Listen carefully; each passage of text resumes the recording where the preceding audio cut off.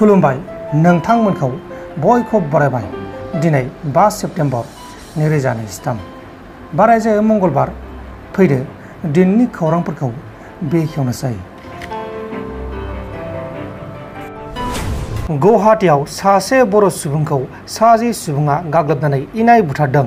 गुवाहाटीनि Jupiter क्लाबनि मानसिफोरा हानि बाथ्राखौ लानानै सासे बर' सुबुंजों नांलाय खमलाय जानायाव बे बर' सुबुंखौ बुनानै बुथारदों। गिबियावनो बे बर' सुबुङा थैयाखैमोन। उनाव गुवाहाटी मेडिकेल हस्पिटालाव लांनाय समाव हस्पिटालावनो जिउ गोमादों। थैनाय सुबुंनि मुङा जाबाय सुदेम बर'। रिपर्टनि बायदिब्ला सुदेम बर' आरो सासे हा लाग्रा आइजोनि गेजेराव रांनि लेनदेनखौ लानानै जेंना जादोंमोन। बेनिखायनो बे आइजोआ जुपिटार क्लाबनि मानसिफोरनो जेंनाखौ सुस्रांनो थाखाय खावलायदोंमोन। बेहायनो जुपिटार क्लाबनि 60 मानसिफोरा सुदेम बर'खौ बुथारदों आरो 60 सुबुङा पुलिसजों एरेस्ट खालामजादों। दा बे जाथायनि सायाव पुलिसआ एरेस्ट खालामनानै गावसोरनि खामानिखौ मावगासिनो दङ। बोरमा सिखाव सन्देह खालामनानै सानै गोरिब थाखोनि सुबुंखौ दिरुंजों खाबदावनानै इनाय गाग्लोबदों, अदेबानि बुथार नाजादोंमोन। तेलेंगाना रायजोनि मानसियालियाव सानै गाहाय थाखोनि एबा दालित सुबुंखौ साथाम बिसि फिसाय आरो बिसोरनि फिसाज्लाया गावसोरनि नखरनि मासे बोरमाया गोमानायाव बिसोरखौ खावदों होननानै सन्देह खालामनानै दिरुंजों खाबदावनानै बुथार नाजादोंमोन एबा इनाय गाग्लोबदोंमोन। बुजानाय सानै सुबुंनि मुङा जाबाय तेजा आरो बिनि लोगो सिलुमुला किरान। उनाव पुलिसआ जाथायखौ खौरां मोननानै जाथायाव लोब्बा थानाय बिसि फिसाय आरो फिसाज्लाखौ बुथार नागिरनाय केसनि थाखाय एरेस्ट खालामदों। हमजानायफोरनि मुङा जाबाय कुमुरुलुला रामुला, बिनि बिसि स्वरुपना आरो बिसोरनि फिसाज्ला श्रीनिवास। दा बिसोरखौ एरेस्ट खालामनानै आयेननि बायदि साजा होनाय जाबाय। नलबारि जिल्लानि सिङाव थानाय कयाकुसियाव सासे दुथां फिसाज्लाया गावनि असे बिमाखौ बुथारनानै पुलिसजों एरेस्ट खालामजादों। दायनिगिरिया रांनि थाखाय सानफ्रामबो गावनि असे बिमाजों नांलाय खमलाय खालामबोगासिनो दंमोन। बे सानखालिबो नांलाय खमलाय जानायाव दुथां फिसाज्लाया सहायनो हायैयाव गावनि जोनोमगिरि बिमाखौनो इनाय बुथारदों। बुथारजानाय बिमानि मुङा जाबाय कामिनी कलिता आरो बुथारग्रा दायनिगिरि दुथां फिसाज्लानि मुङा जाबाय रुपम कलिता। बे समाव रुपम कलिताखौ एरेस्ट खालामनानै जोबथेसालिसिम दैथायहरनाय जाबाय। मोनसे दुखुनांथाव जाथाय। बिमा आरो बिफानि नांलाय खमलायखौ सहायनो हायैयाव सानै बिब' आरो बिनानावा गावसोरनि बेसेन गोसा जिउखौ गावसोरनो फोजोबदों।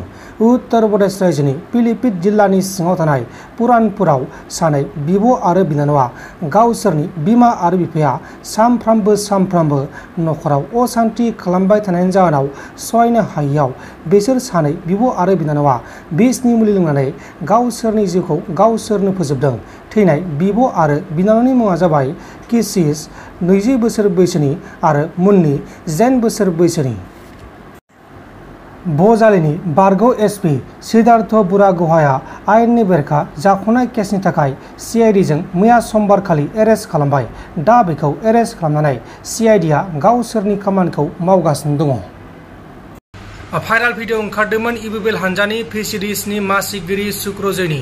दा बे भाइराल भिडिअनि सायाव सुक्रजया मा बुंखो बेखौ खोनासंबानो बुजिगोन।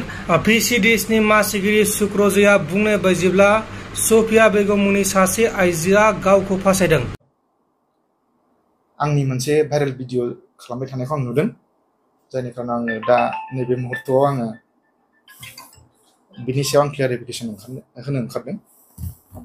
नंगौ, माने जाथाया बियो नंखाय नङा, नंगौ, खिन्थु जेरैबायदि बुंदों बिसोर ससियेल मिडियाआव बियो टटेलि नंखाय। थारमाने दा बेखायनो आङो मिडियानि गेजेरजों बेखौनो बुंनो नागिरदों जे आङो जेन मिडिया नायगिरि बिथांमोननिसिम बे मेसेजआ क्लियारलि थाङो, जायनि खारनाव आं बेखौ बुंनो आवगायदों। दा बे केसआनो जाहैबाय थांनाय दाखालि 1 थारिखआव बिदिनो सानजौफुनि 2टासो समाव जादों। सानजौफुनि 2टायाव थारमाने आं मोनसे न' बानायबाय थादों। न'आव आं मोनसे थिंनि दरखार जानायखाय, जिहेतु आङो आगोलावबो बे थिंखौ बे बेलासिफोरा मोनसे दखाननिफ्राय लाबोनाय जादोंमोन।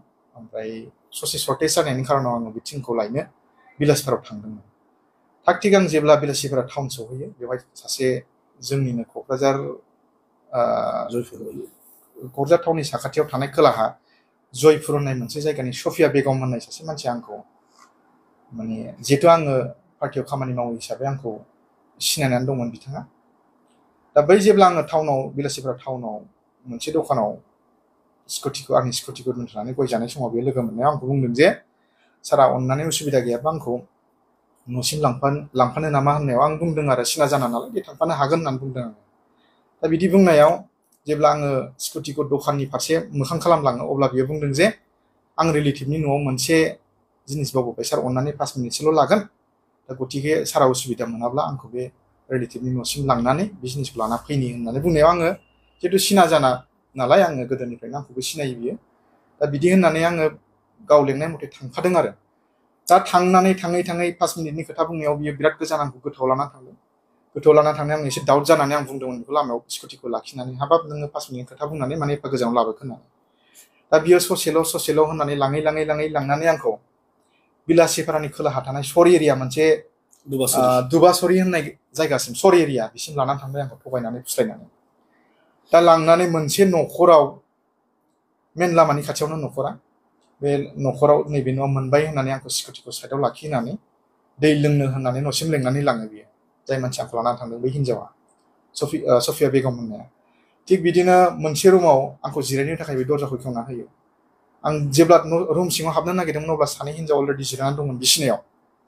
थेवब्लाबो आङो सानदों न'खरनि मानसि खोमा नंनानै आङो रुमाव आलासि बायदि जिरायनो थिननायखाय आं जिरायदों। दै गिलाससे होनायाव आं लोंदों आरो। सार 2 मिनिटसो आं बाहेरायाव थांनानै लानि, गतिके नों जिरायथ' 2 मिनिटल' थांनोसै होननानै आंखौ रुम सिंनिफ्राय ओंखारनानै बियो बाहेरानिफ्राय दरजाखौ लक खालामदों। बे लक खालामखांनायनि उनाव निस्सय बिस्रा आन्डारस्टेन्डिं दंलायखायो प्रपार्टिनि आं बुजिनायाव आरो। बे हिन्जावफ्रा सानैबो आंनि मानि पार्सखौ जबरजस्ति सिख'नानै बा हाननानै बा लानानै आंनि मानि पार्सआव 6,500 फैसा दंमोन 6,500। दा बेखौ बिथांमोना सिख'नानै लायो जबरजस्ति। 5 मिनिटसो नारा नाथा जानायनि उनाव बिसोरो बेखौ लादों आरो।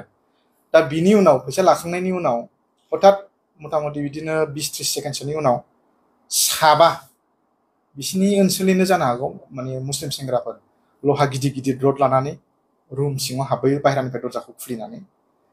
माने दरजाखौ खुलिनानै हाबबोनायनि उनाव बे हिन्जावफोरखौ बाहेरायाव थांहोनानै गावसोर सिङाव दरजाखौ मारिथेयो लकखौ। दा बिनि उनाव आंखौ टर्चार खालामनायखौ आराम्भ खालामो स्टार्टिंनिफ्रायनो। दे नों माबेनि मानो फैदों मा लांफैदों बे जायगायाव असिनाखि जायगायाव होननानै सोंनायलाय आङो बिसोरनो क्लियारिफिकेसन होदोंमोन आंनि हसा खोथाखौ। आं थिनलांनो फैदोंमोन सासे जोंनि क'क्राझारनि बायद' आंनि सिना जाना बियो बे न'खरसिम आंखौ मोनसे बुस्थु बावलांदों लांनो होननानै बिसोर लानानै फैदों होनदों। आङो बेबायदि क्लियार होदों आरो। बिदि बुंनायनि उनाव बिसोरो बुंदों जे नोंजोंथ' रावबो फैफायाखै, माने जिखिनि नोंजों सानै हिन्जावफोर जिरायनानै दंमोन बेखिनिल', रावबोथ' सोरबा नोंनि बायद' गैया, नंखाय नंदोंबा नोंथाङा नायहरनो हागोन होननानै दरजा खुलिनानै आंनो देखायो। दा बेहाय आं आसरित मोनदों आरो आं शक जादों बे हिन्जावा माबेबा साइडआव थाखुमाखो ना माखोमोन आं नुनो मोनाखै आंनि मेगनजों। दा बिनि उनाव दरजाखौ लक खालामनायनि उनाव बिसोरो आंनाव लोगो फंनै फंथामसो सोबानानै आंखौ थारमाने आराम्भ खालामदों जे नोङो फैसा 5 लाख होलांजोबो, जुदि नों बेनिफ्राय जिबनखौ बासायना लांनोबा फैसा 5 लाख होनानै आंखौ आराम्भ खालामबाय टर्चार।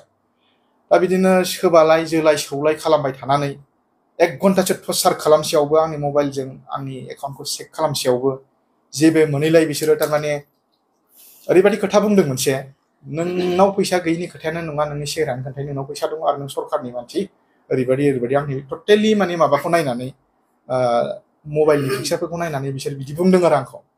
दा गतिके जोंनाव नों फैसा होआ नों इजिलि होनाय नङा, जों बिनि ट्रिटमेन्टखौ खालामनो रोंगौ होननानै बिसोरो माने आंनि टटेलि ड्रेसखौ जबरजस्ति खुनानै बाहेरानिफ्राय बै हिन्जावफोर सानैनि गेजेराव सासेखौ गाबज्रिहरनानै बिसोरो एकदम प्लान पलिसि खालामनानै आंखौ भिडिअ खालामदों।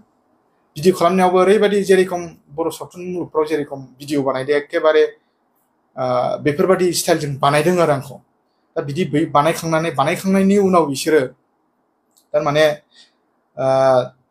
आंखौ ओरैबायदि थ्रेटेनिं होबावबाय, देख नोङो बे हिन्जावफोरखौदि नोङो रेप खालामबाय, रेप केसाव बेसेबां बोसोर जेल जानांगौ बेसेबां फाइन होनांगौ नोंथ' मिथिखागौ, दाना नों नोंनि जों दाबिनाय 5 लाखखौ होगोन ना नों रेप केसाव फासिगोन, बेफोरबायदि थ्रेटेनिं होबाय थाबाय।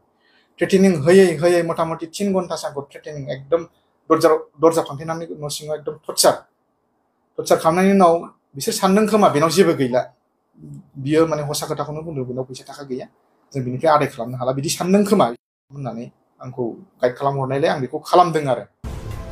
नोंथांमोन दिनैनि खौरांफोरा बेखिनिल'मोन। बेखिनिसिम नायनायनि थाखाय नोंथांमोननिसिम रोजा रोजा साबायखर। गोजोन्थों। एसेनोसै।